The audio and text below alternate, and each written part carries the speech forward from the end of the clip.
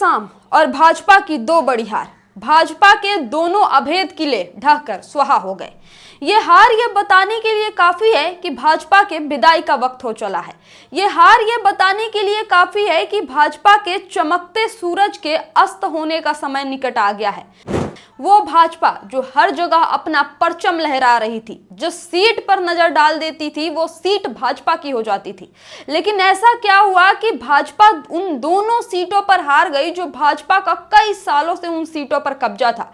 पहला सीट है बंकीपुर, जिसको लेकर चर्चा सबसे ज्यादा है, और दूसरी सीट है दतिया।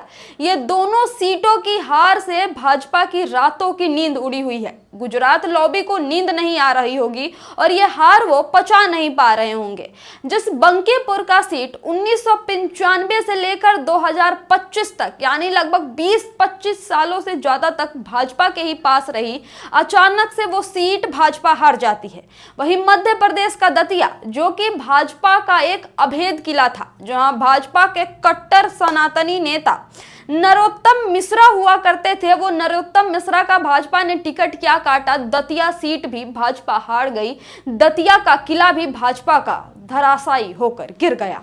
दोस्तों, मध्य प्रदेश के दतिया में भाजपा ने नरोत्तम मिश्रा का टिकट काटकर आशुतोष तिवारी को टिकट दिया था, और वहीं कांग्रेस ने अपनी तरफ से घनश्याम सिंह को टिकट दिया था। घनश्याम सिंह ने बहुत सारे वोटों के अंतर से आशुतोष तिवारी, जो कि भाजपा के कैंडिडेट थे, उन्हें पछाड़ दिया और भाजपा का ये अभेद किला वहीं पे ढह गया।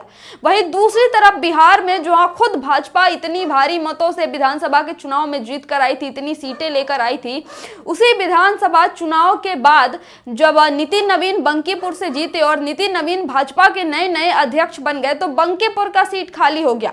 उसी बंकी सीट पर प्रशांत किशोर ने राजनीति में एंट्री मार ली है। प्रशांत किशोर ने बंकीपुर, जो भाजपा का गढ़ था, भाजपा के गढ़ में ही भाजपा को मात दे दी है। यहां तक कि नितिन नवीन का जो बूथ था, उस बूथ पर भी भाजपा बुरी तरह से हार गई है। नितिन नवीन के बूथ तक पर भाजपा को वोट नहीं पड़ा है। अब इसे हम क्या कहें?